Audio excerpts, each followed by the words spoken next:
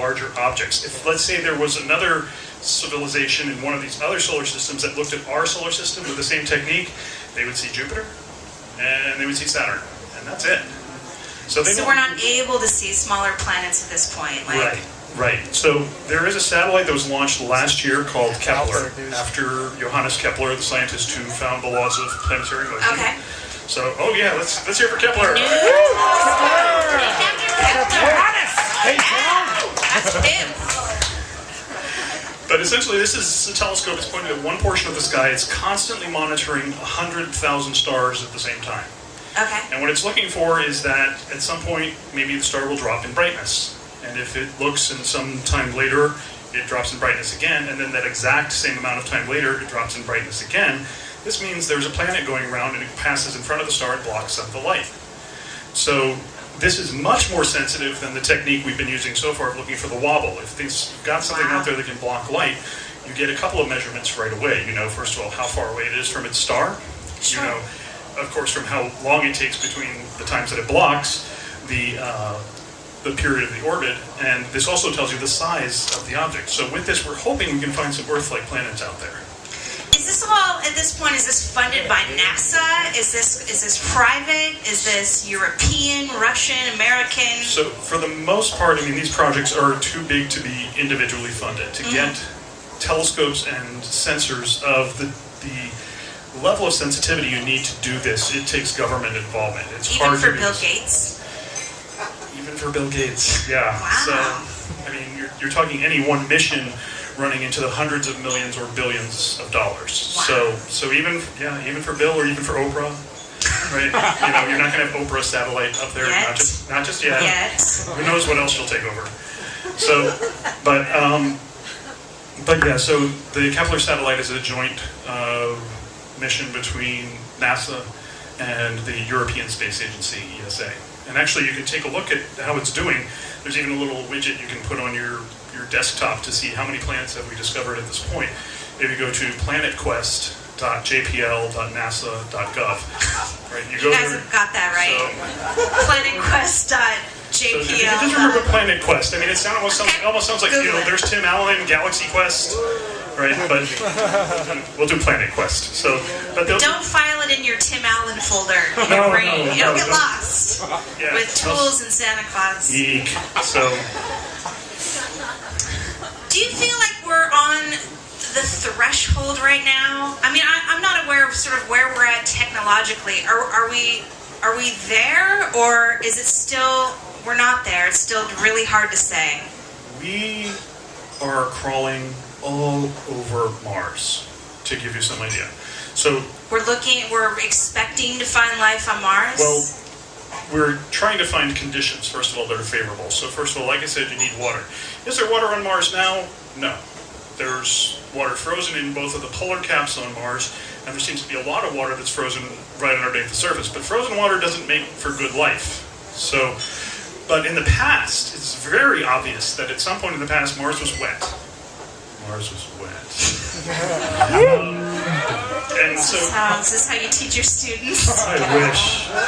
It's community college. You got to take it down a notch a little bit. I mean, so I'm sure they would remember much better. Wet Mars. That's all they walk away with. The question is, what will they remember, and what exactly will they associate with it? It's a little tricky.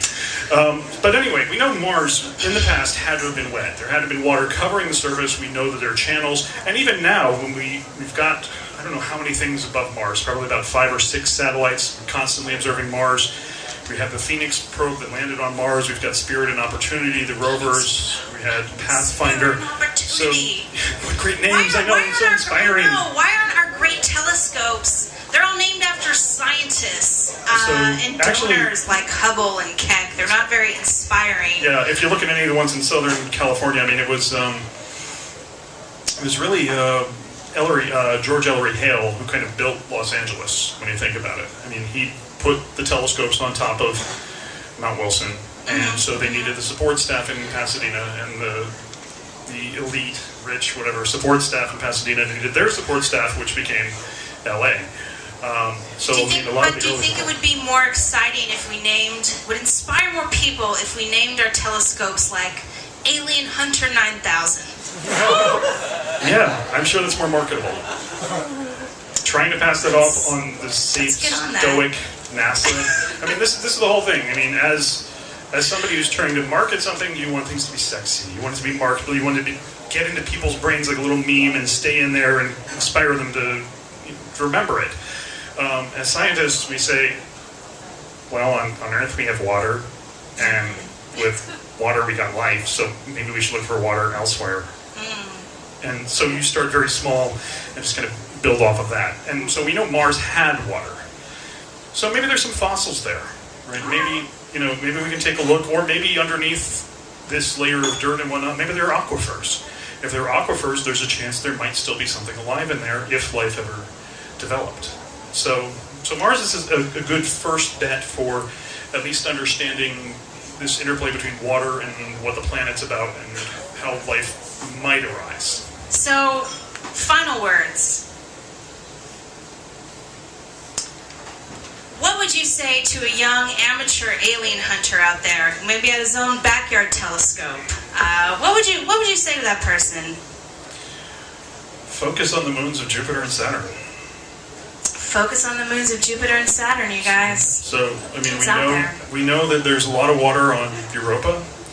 Europa gets stretched and squeezed all the time by Jupiter, and so that adds heat. You need heat, you need things stirred up for life to happen. If stuff you've got water, yay, but it just sits there, boo, then, you're not going to get life. So, but if you get things that are constantly stretched and squeezed, Europa would do it. There's a moon of Saturn called Enceladus, which is like the biggest snowmaking machine in the solar system. The thing basically, as it gets stretched and squeezed by Saturn, blows these plumes of snow out into the orbit around Saturn. It actually makes a ring. One of the rings of Saturn is because of this moon. But that means there's water underneath the surface that's turning into snow as it comes out.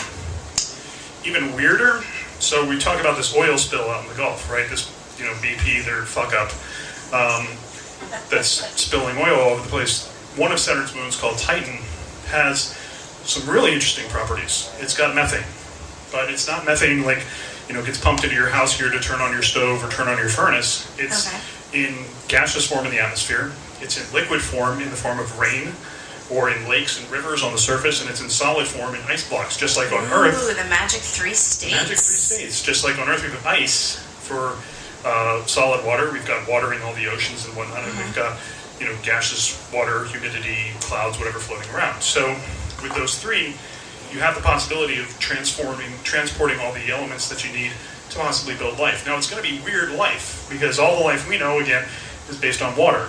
So here it's based on methane. Our cells are made up of these molecules where you put something that has polarity on the outside and essentially fat as the cell wall membrane, which is on the inside, opposite the polarity, the polar molecules. On Titan, it would have to be inside out because methane doesn't have polarity like water, so the fat part would have to be on the outside, the polar part on the inside. You've completely lost me. All right. The big thing is this: if you could spill something on here, we worry about oil spills. On Titan, you would have to worry about something like water spills. And there, they'd have to worry about. Right. So that's it. You would have to worry about something like water, or something polar that could get in and start messing with the way the cells work. So maybe there's methane-based life forms that we just can't detect or recognize. And science, biologists, astrobiologists, and it does exist, it's a field, have worked out exactly how these Astrobiology is a field. Astrobiology. So they have worked out how these cells would have to work. The real factor that we have to look for is there something that isn't based on DNA? Everything on Earth has RNA, and DNA as the basis for how it reproduces. Maybe something else developed somewhere else in the solar system, and it uses an entirely different mechanism. That would be a key right away to say, hey, we found life, and it didn't develop on Earth. Of course, if we go somewhere else and we say, hey, look, this bacteria looks exactly like something we had on Earth, it probably came from our own damn spaceship and wasn't, sterilized well enough before it was launched.